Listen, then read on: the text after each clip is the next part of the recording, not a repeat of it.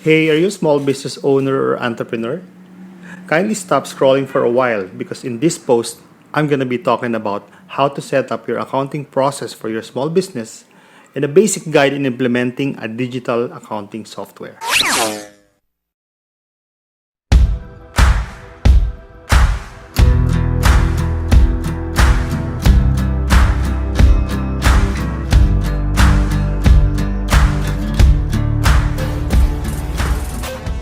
An accounting process for a small business is a typical challenge for entrepreneurs, especially when they're just starting. Many business owners focus on selling and delivering their services than the back office accounting process. I remember when I was just starting in a business, I use a notebook to record the checks and I write it. And then I personally go to the bank to deposit them. I read an entire book about financial accounting for one whole day and taught myself on how to use an off-the-shelf accounting software while we develop our own online accounting software as our first ever product as a software company. It took me a long time before learning the actual and the best practice, and I hope this video shortens that time for you. The first thing that comes to mind as a business owner is to buy and implement an accounting software solution to solve their accounting problem. But it is a common mistake small businesses make. So here's the basic idea in structuring your accounting process even before implementing an accounting software solution. Number 1, define your ledgers. A ledger is a book or a record of your various business accounts. Examples are your cash ledger or cash in bank, your purchase ledger, accounts receivable, or your sales ledger. In a complete accounting setup, we call it a chart of accounts. It just shows the increase and decrease of the account value and its running balance on a certain period. Second step is to define the accountabilities and transaction preparation process. You have to hire or assign the right person who will take care of each ledger. The core ledgers to control and monitor are the purchase ledger, accounts payables, sales or accounts receivables, and cash. Ideally, these individual ledgers are assigned to a different person or a different employee. There should be an AR personnel for your accounts receivables, AP clerk for your accounts payables to prepare vouchers from your supplier invoices, and a cashier or a treasury staff to record your sales collection and your disbursement. If your operations process a large volume of sales or purchases, then it is ideal that you assign a checker or approver of each transaction to avoid errors and to establish more control. The next step is to define your forms.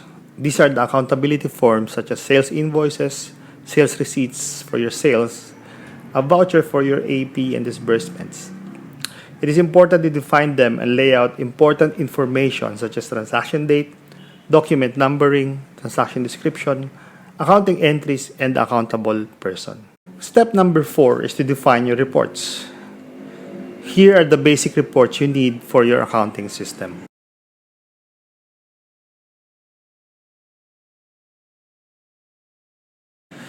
One last thing to set up your accounting is to form your reconciliation and audit team and your tax management personnel. This is an important action to take when defining any type of a system. There must be a separate person or a team to reconcile each ledger and perform a random audit. That person can be the owner themselves. The typical account that we reconcile is the bank account, just to make sure that the balances in your record tally with the official bank statements. This is to ensure that there is no unaccounted record that goes in or goes out. Then lastly, don't forget to pay your taxes and comply with the government, especially in filing and reporting. You may consult your friendly CPAs for details.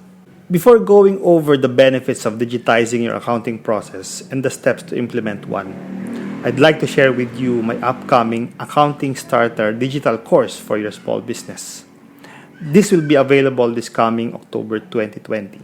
So in this course, you'll discover the different terms in accounting and the detailed examples.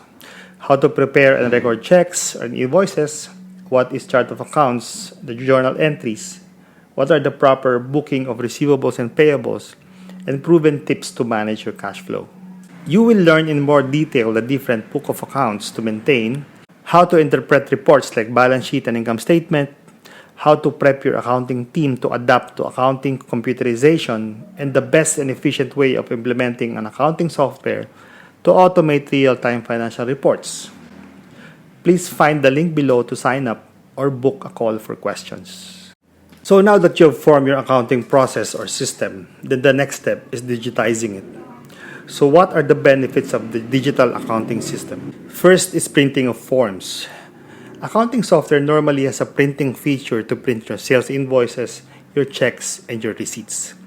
This is an immediate benefit because you can significantly reduce the time in preparing your transactions in real time. Next is automatic posting to ledgers. So every time you print or prepare a transaction, an accounting software automatically posts them to your ledger to update your balances in real time. So another major benefit is you can see your accounts receivables, your sales, and income daily to analyze the financial performance of your business. Next is stricter controls. One fancy feature of an online accounting software is its capability to execute a workflow. So if you have defined a process where there's a maker of transactions and an approver, then this can easily be implemented in an online accounting solution. On top of that, then it has an audit trail of who prepared and approved transactions, including dates and timestamps when. Next benefit is tax reporting. So instead of manually digesting the schedule of your tax payable, an accounting software can automate this, especially if the product has a local tax feature that you can utilize. Obviously, increase in productivity and lower overhead. An efficient process equates to cost efficiency and an increase in productivity. Then you will not have to do it this time except for the reconciliation. Implementing an accounting software these days is already a necessity than nice to have. With the growing number of free or low-cost solutions in the cloud, then you won't worry about the cost of implementing your accounting software. My last quick topic here is a guide on successfully implementing an accounting software. So the first step is the accounting software setup. This is the most important step in setting up your whole accounting system. And here is the checklist of data you need to set them up. So after setting up the master list, the next step is your users and the control. This is where you set up employees who can access accounting data and also a consideration on who's going to make and approve certain transactions. So after the initial step, the next step is to define how you will process your transactions such as sales, billing and collection, supplier payables, and disbursements. You can either implement an automatic posting process or with an approval workflow. You must identify these workflows to help you decide later on which accounting solution to use, as some software does not support the posting process and or approval workflow. Reports are the end result of any business software, but reconciliation should come first to make sure there are no unaccounted transactions or no errors in transaction processing. The ultimate purpose of digitizing your accounting is to come up with the real-time financial position of your company. By having this information, it will be convenient for small business owners to decide which expense to optimize, which sales to focus on, and receivables to push collection. So it is important also to have the mobility feature of your accounting software to be able to access these reports anytime and anywhere. So that's it for now. And again, if you wish to proceed to learn a more detailed and step-by-step guide in setting up the accounting process for your small business, kindly find the link in this video and sign up so you can start the course this coming October. Just enough to start your year 2021 right. So we're just meeting. My name is Dennis Hilario, and I'm gonna give you my best thoughts and best tips about digital transformation, creativity, and innovation.